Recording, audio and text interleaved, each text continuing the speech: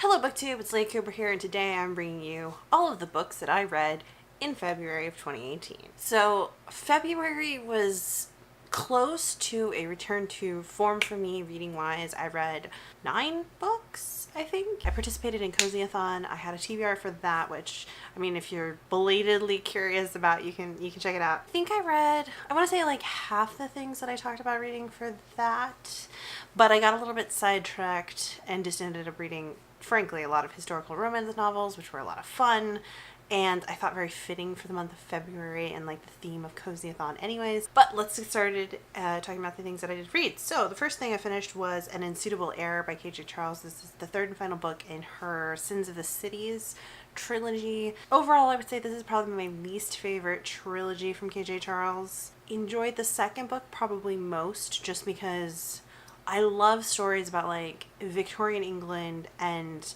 psychics, or in this case pretend psychics.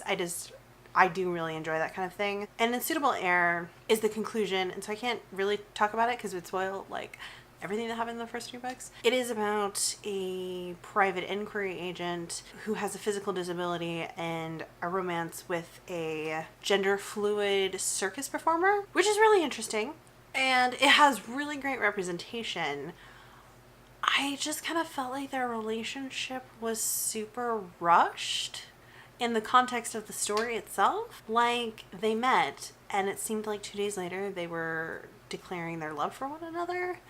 I don't know. It just didn't really click for me. I think it's a decent trilogy if you're looking for historical romance with like wide range of representation. Like, there's a lot of racial representation. There's different types of neurodivergent representation.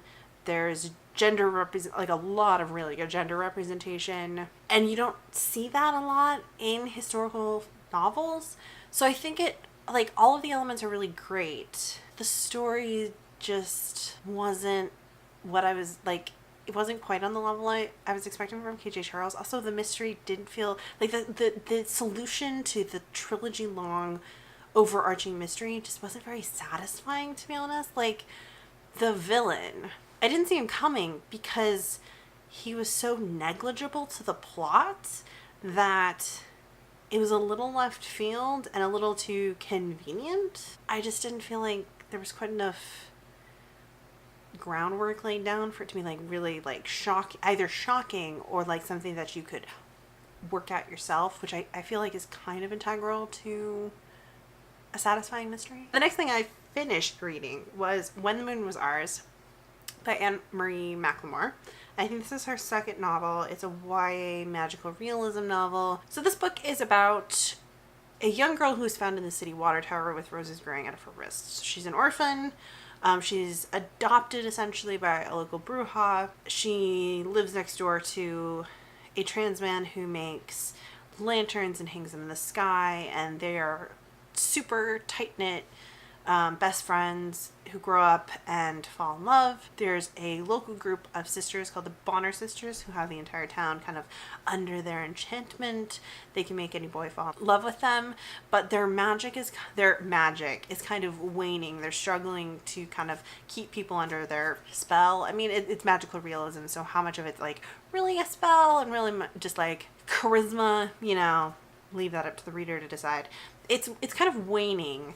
And so they decide to force the girl with the roses growing out of her wrist to give them the roses, because they kind of think that if they can each have a rose, it will somehow bring them like their power back. I gave this 4 stars because I think it's well written and I think it will resonate with a lot of people. However, the style ironically wasn't really to my taste. I think I liked the first half better than the second half. There were a couple really rash, kind of dramatic character decisions made that felt like they were being made for dramatic effect. Like, there is an attempted suicide that kind of came out of left field for the character making that choice. You can see that the author was trying to tie it back into things that had happened in the past to other characters and create a sense of kind of like cyclical resonance, but it just felt forced to me personally. The language is very flowery. I'm not necessarily opposed to that in theory. I love me some Catherine M. Valente. I think her writing is beautiful. And I do love involved, very imaginative prose. Whew. But this book felt like we would just spend pages and pages saying nothing. And there was just like a lot of imagery. It was like it was like the author was trying to cram as much symbolic imagery into the story as possible, and it just felt cluttered instead of impactful. Like, I really wish she had kind of honed in on maybe like 2 or 3 key motifs instead of like 12. Enjoyment wise, it's probably more like a 3-star read. So after those 2 things, I kind of got on to a Courtney Milan kick.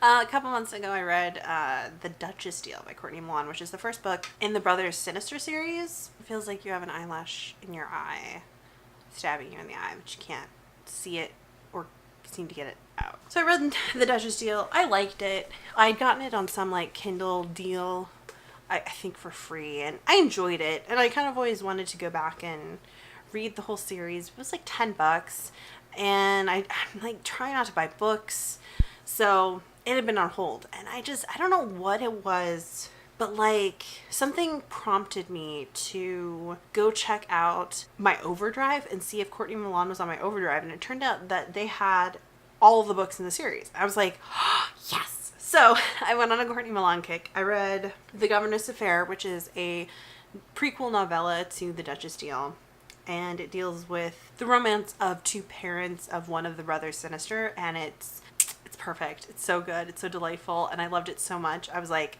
okay, I really do have to read the rest of the series. So I started reading them. I also read A Kiss from Midwinter, which is a novella that takes place after The Duchess Deal. Again, this one was so good. I also read The Heiress Effect, which is the next full-length novel, and deals with the romance between one of the brothers Sinister and a woman who has a massive fortune, but a little sister who's in the stewardship of an uncle she doesn't trust. And so she's doing everything she can to be so repugnant that no one will try to marry her, so that she can stay in her uncle's house to keep an eye on her sister and protect her sister. And then I also read The Countess Conspiracy, which is the 3rd book in the Brothers Sinister full-length novel. Again, it deals with the last Brother Sinister and his long-standing unrequited love for his best friend, and this secret that the 2 of them have been keeping for like the past 5 years. That one was so good as well. I think that one might be my favorite, but I loved all 3 of the full-length novels. I loved all the novellas. After that, I also read The Suffragette Scandal, which is another full-length novel. This one actually takes place like 10 years after the end of the original trilogy, and it deals with one of the younger sisters of the brother Sinister and her romance with a scoundrel. I didn't love this one as much. I liked the first half of it a lot more than the end. And that's not to say I didn't love the characters. I actually really love the character, the sister character in The Suffragette Scandal. I think she's great. I just didn't like how the romance was handled at the end. I thought she forgave some stuff that the hero did way too easily, and it kind of rubbed me the wrong way. But other than that, I really liked it. I would totally recommend this series if you're interested in historical romance, if you like, if you like reading like Victorian era romance, basically. The great thing about these stories is like all of the female characters are super unique.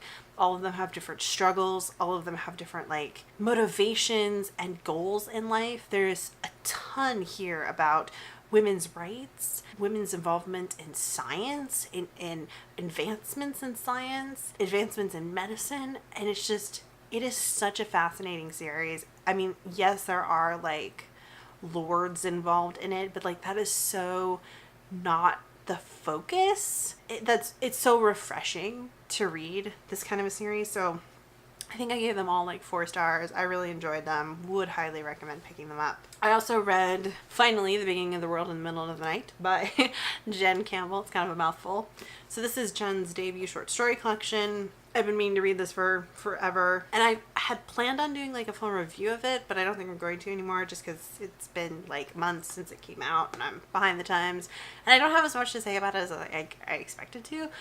I gave it 4 stars. It was good. Some of the stories are definitely very memorable and really interesting. I think some standouts were the first story, which is Animals, which is about a world where you nurture animal hearts and put them in, like, you replace your heart with, like, animal hearts. It's very strange. Pebbles was really excellent.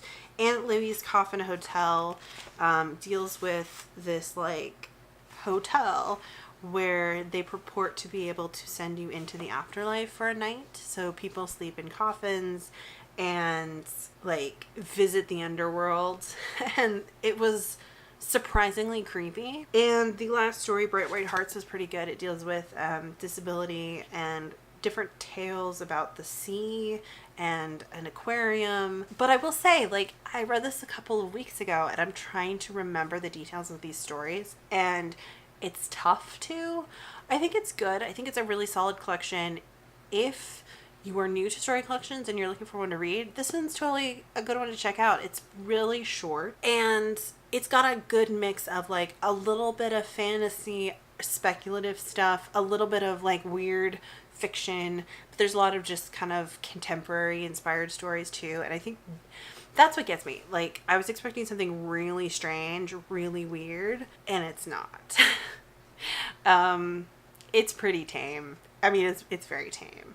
So I think it's a good short story collection if you like contemporary short stories or you're new to short stories. But if you're looking for a really strange, surreal story collection, this isn't it. Jen's writing is beautiful and very readable.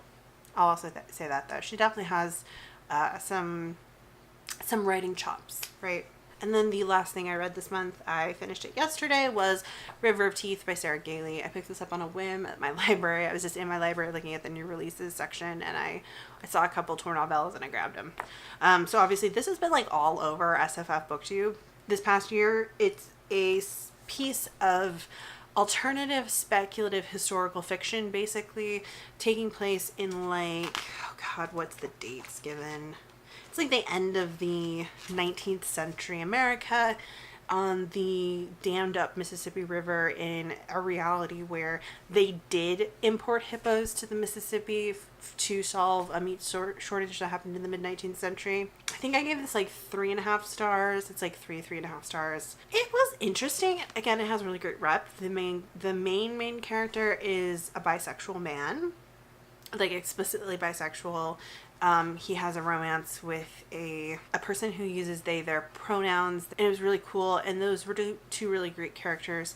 There was a French woman who was a grifter, basically. She was a pretty interesting character. The biggest thing that got me is there's just like a couple, like, there's like this whole intrigue. I don't want to call it a mystery because it's not a mystery. Maybe like an intrigue about who's gonna backstab who. And like, one of those elements, I thought it was really obvious, and like, but like half the characters are acting like it's a surprise, but like, you'd have to be stupid to think that this person wasn't gonna double cross you. I don't know. I can't really talk about it without spoilers, right?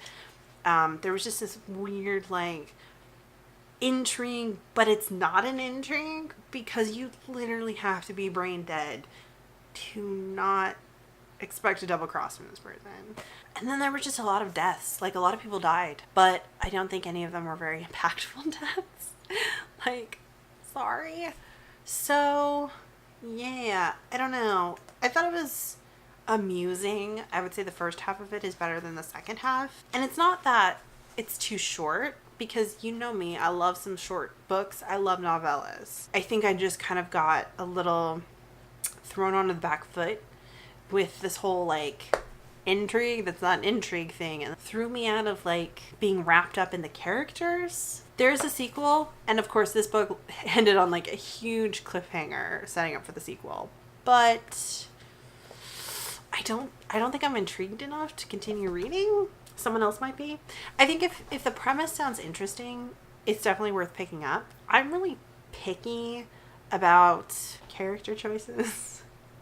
And I think you can see kind of a running theme this month about how I'm just kind of, in general, I'm really liking the first half of books. I'm just not entirely satisfied with a lot of the payoffs, which is unfortunate. I don't know if that's just me being particular or if I'm just kind of in a string of books where they kind of drop the ball at the end. I don't know. But I wouldn't dissuade anyone from picking this up if the premise sounds interesting, because it definitely is interesting and has great representation in it. So yeah, I rambled on way too long. Those were all of the things that I read in February. It was really great. I'll probably have a TBR video coming up soon. I don't know. Thanks for watching. Thank you to everyone new who has been subscribing recently. I love you all, and I'll see you guys in my next video. Bye.